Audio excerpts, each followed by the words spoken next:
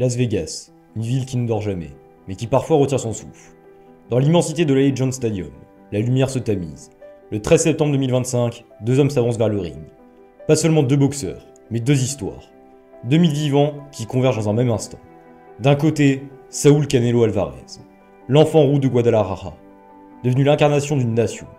De l'autre, Terence Bud Crawford, l'ombre silencieuse venue d'Omaha. Invaincu, qui s'est fait roi sans jamais plier. Ce soir-là, il ne s'agit pas d'un simple championnat du monde. Tous les titres des super moyens sont en jeu. Mais la vérité dépasse les ceintures. Ce combat est un défi lancé au temps, au poids, à l'histoire elle-même. Canelo défend plus qu'un trône.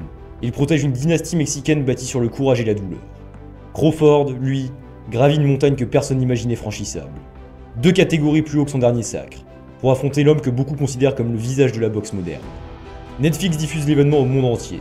Le show dépasse les frontières du sport. Mais l'essence reste la même. Deux corps, deux esprits, une vérité nue entre les corps. Les projecteurs s'allument, les voix s'effacent, et seul le bruit sourd des gants compte. Dans l'attente, les regards se croisent. Canelo, compact, immobile, un bloc de concentration forgé par 20 ans de bataille. Crawford, détendu, presque joueur, mais derrière ce masque se cache une intelligence glaciale. Un calculateur qui sait que chaque seconde peut basculer en sa faveur. Tout au long de leur carrière, ces hommes ont façonné des légendes séparées. Canelo a tout conquis, de 154 à 175, devenant l'un des rares à dominer plusieurs mondes. Crawford, lui, a effacé les divisions, nettoyant chaque catégorie avant de monter, invaincu vers de nouveaux sommets. Ce soir, leurs chemins se heurtent. Et ce qui frappe, c'est la singularité de l'instant.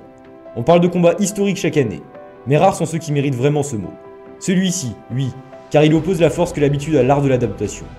Le poids de l'expérience au génie du timing. C'est la rencontre entre une muraille mexicaine et un scalpel américain. Au-delà des ceintures, au-delà de l'argent. C'est l'héritage qui joue. Dans quelques instants, une vérité brute s'écrira.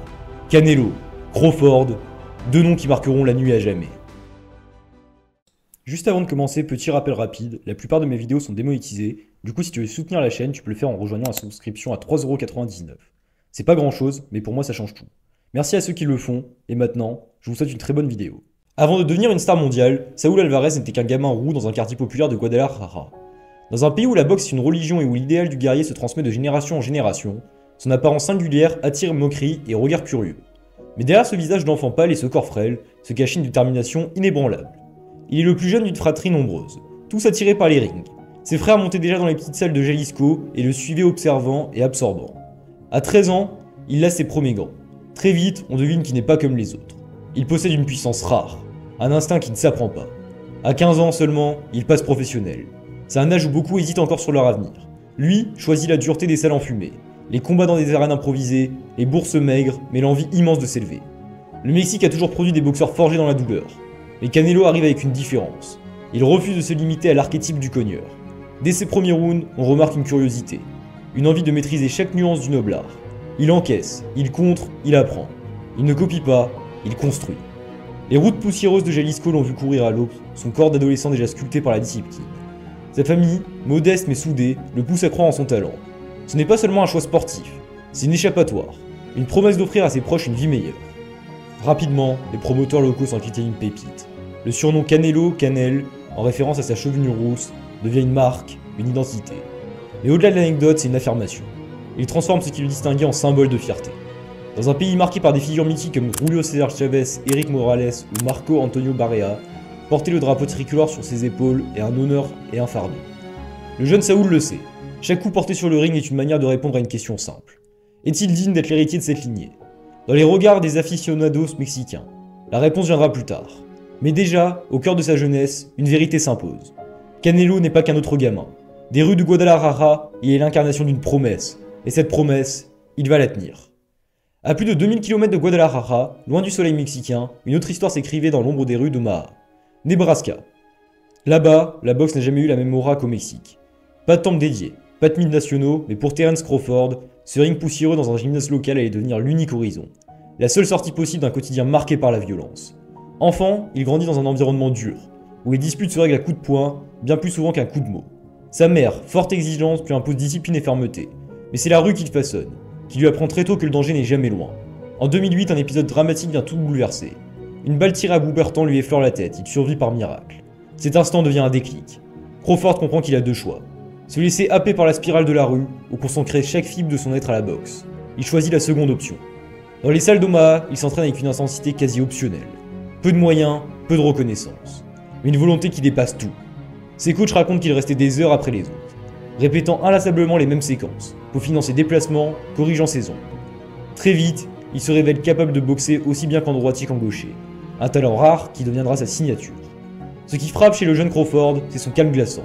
Sur le ring comme dans la vie, il ne s'agite jamais. Il observe, analyse, puis froid. Cette froideur, forgée dans l'adversité, deviendra une de ses armes les plus redoutables. Dans l'Amérique centrale, où peu de champions voient le jour, Crawford s'impose comme une anomalie. Il n'a pas l'aura flamboyante des boxeurs des plus grandes métropoles, pas de réseau puissant derrière lui. Seulement du travail, du sang-froid et une obsession. Prouver que même depuis Omaha, on peut atteindre le sommet. La carrière de Saúl Alvarez bascule vraiment en 2013, face à Floyd Mayweather. Ce soir-là, le jeune Mexicain de 23 ans découvre l'école la plus impitoyable du noble art. Mayweather ne lui laisse rien, l'enferme dans un jeu de feintes et de contres, et lui inflige sa première défaite. Mais cette nuit ne fut pas une fin, plutôt une naissance. Canelo sort grandi, il comprend que le talent brut ne suffit pas, qu'il lui faut devenir plus qu'un cogneur discipliné. À partir de là, il entame une transformation.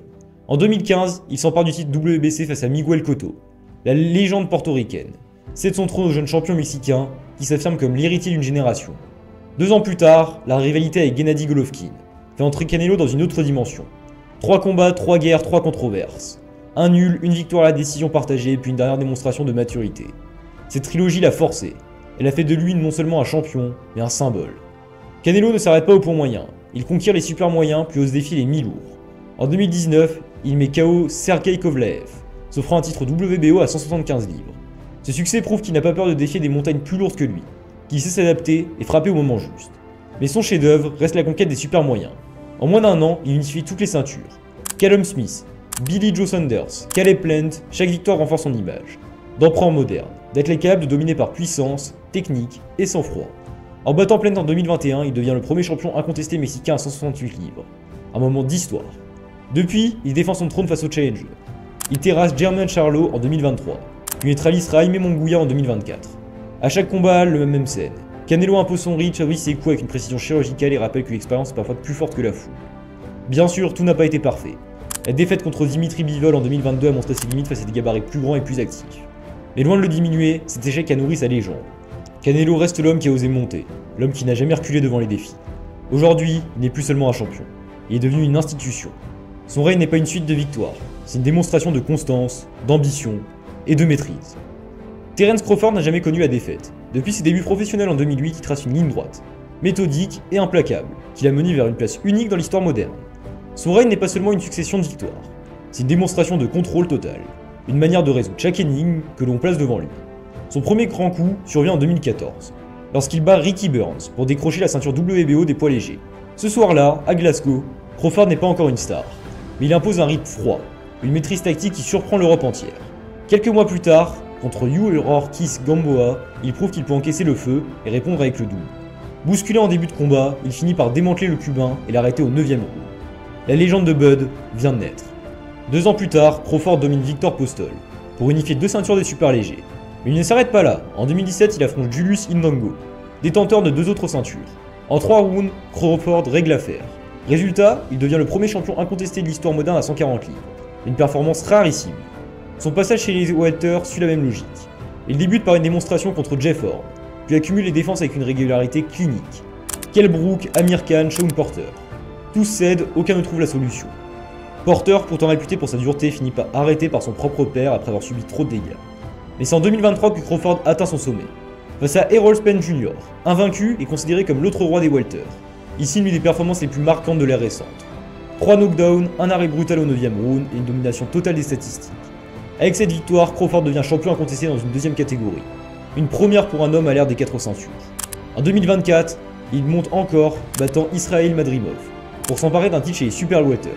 À 36 ans, alors que beaucoup déclinent, Crawford continue d'élargir son territoire.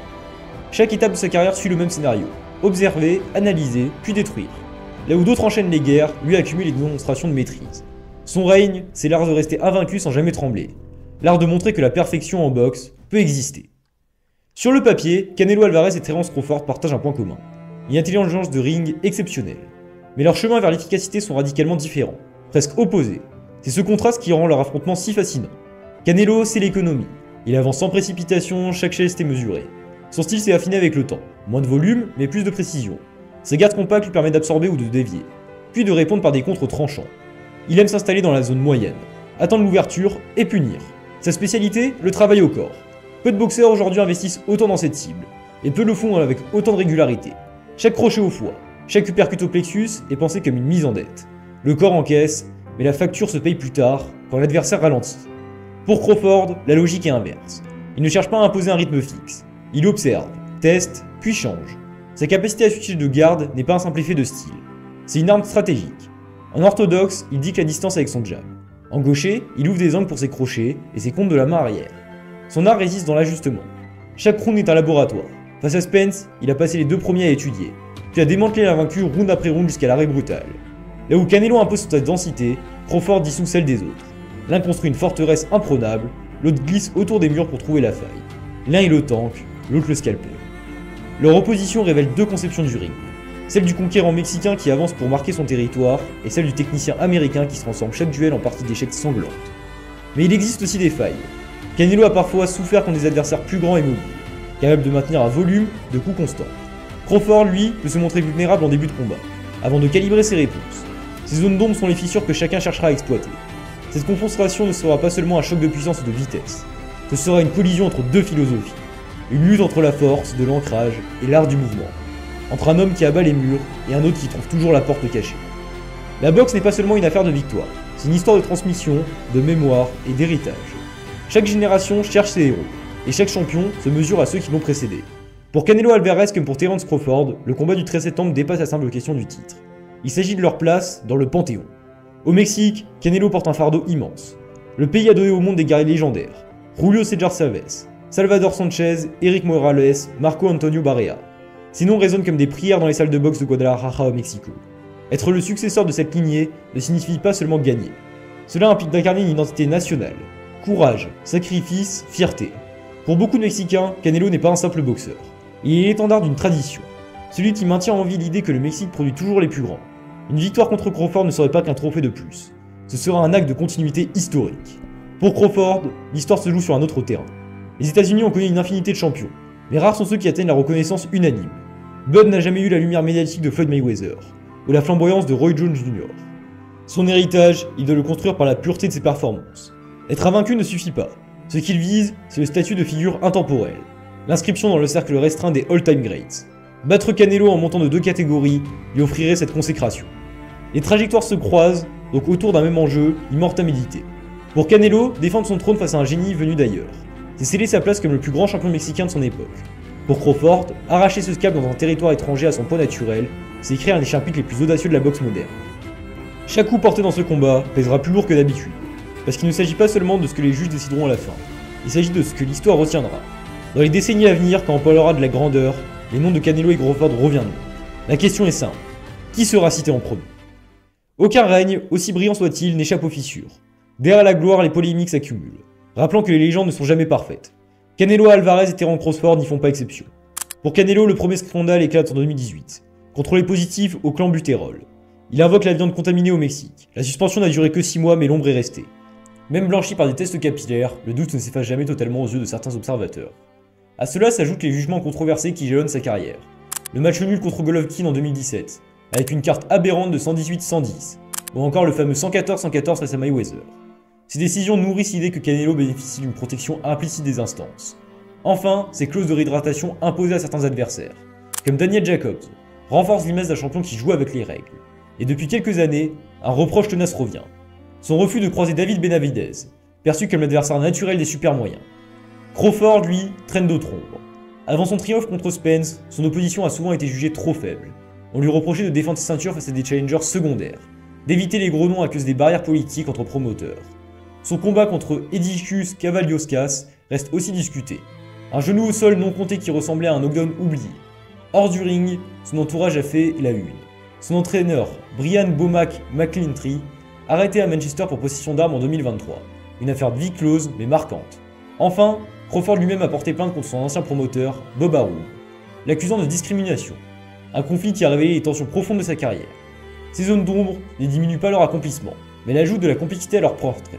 Elle rappelle que derrière les ceintures et les records, chaque champion est aussi fait de contradictions, de blessures invisibles et de polémiques non résolues. 35 ans pour Canelo Alvarez, 37 pour Crawford. Deux âges proches sur le papier, mais des trajectoires physiques très différentes. Car l'usure ne se mesure pas seulement en années, elle se compte en rounds disputés, en gardes traversées, en corps marqués. Et de ce point de vue, les chemins divergent. Canelo est un vétéran aux cicatrices invisibles. Plus de 60 combats professionnels, des dizaines de soirées sous les projecteurs, des années à porter la pression d'un pays tout entier. Son style, basé sur la puissance et la densité, lui a permis de dominer. Mais chaque montée de catégorie, chaque affrontement contre des adversaires plus lourds a laissé des traces. Sa constance l'a maintenu au sommet, mais le prix payé en énergie et en santé est considéré. Crawford, lui, a combattu moins souvent et avec un style différent. Son invincibilité tient autant à son talent qu'à sa capacité à limiter les échanges destructeurs. Rarement bousculé, rarement mis en danger, il a accumulé les victoires en gérant son effort avec intelligence. À 37 ans, il paraît paradoxalement plus frais que son rival, comme si l'usure du ring l'avait moins atteint. Mais la grande différence se situe ailleurs. Dans le gabarit, Canelo est un super moyen naturel. Son corps est taillé pour 168 livres. Et il sait parfaitement exploiter cette puissance supplémentaire. Crawford, lui, n'a que récemment franchi le cap des super welters. Monter encore d'une division, c'est s'aventurer en territoire inconnu. La longe de Crawford lui offre un avantage stratégique. Et face à la densité musculaire de Canelo, la question reste entière. Pourra-t-il supporter l'impact? Ce duel n'oppose donc pas seulement deux hommes d'âge unique. Il oppose un champion forgé par les batailles d'une vie entière à un technicien qui a su économiser ses sorts. Il confronte le poids de l'expérience accumulée au risque d'un pari audacieux. Dans un combat comme celui-ci, le temps et la taille sont des juges silencieux. Et le soir du 13 septembre, il faudra voir lequel des deux saura le dompter. En conclusion, dans l'histoire de la boxe, certains combattants dépassent la logique sportive. Ils deviennent des symboles, des récits que l'on transmet comme des contes épiques. Canelo Alvarez contre Terence Crawford appartient à cette catégorie. Parce qu'au-delà des ceintures, des statistiques et des analyses, ils consentent ce que ce sport a de plus pur. L'affrontement de deux volontés, prêtes à tout risquer pour l'éternité. Pour Canelo, ce soir est l'occasion de fermer la bouche aux sceptiques. On l'a accusé d'éviter certains rivaux, d'être protégé par des juges, de jouer avec des clauses. Mais dans ce stade comblé, face à l'un des cerveaux les plus brillants de sa génération, aucune excuse n'existe. Défendre sa couronne contre un adversaire de ce calibre, c'est affirmer qu'il n'est pas seulement un champion mexicain, mais un roi universel. Une victoire contre Crawford, c'est l'assurance de laisser son nom gravé au sommet, au même rang que Chavez ou Morales, peut-être même plus haut. Pour Crawford, c'est l'ultime pari. Il a déjà marqué l'histoire en devenant 2 fois champion incontesté dans l'ère des 4 ceintures. Et il a détruit Spence dans une performance que beaucoup considèrent comme la perfection moderne. Mais battre Canelo, dans une catégorie où il n'a jamais mis les pieds, c'est autre chose. Ce serait une victoire défiant la raison, un exploit qui le propulserait au-delà des débats, directement parmi les immortels. Peu importe que son nom ait été longtemps sous-estimé, l'histoire ne retiendrait qu'une chose, il est allé chercher l'impossible. Ce combat est donc à carrefour. D'un côté, la forteresse mexicaine, enracinée, lourde, solide. De l'autre, le stratège américain, mobile, imprévisible, invaincu. Leur trajectoire se rencontre dans une collision qui n'arrive qu'une fois par génération. Et au-delà du ring, il y a l'ego. Des millions de spectateurs à travers le monde rassemblés devant Netflix. Les drapeaux mexicains flottant dans les tribunes. Le silence pesant avant le premier coup de ligne. Tout cela compose une toile où la boxe redevient ce qu'elle a toujours été. Une épreuve de vérité. Peu importe qui lève le bras à la fin, la nuit du 13 septembre 2025 restera comme l'un de ces instants rares où le sport se transforme en légende.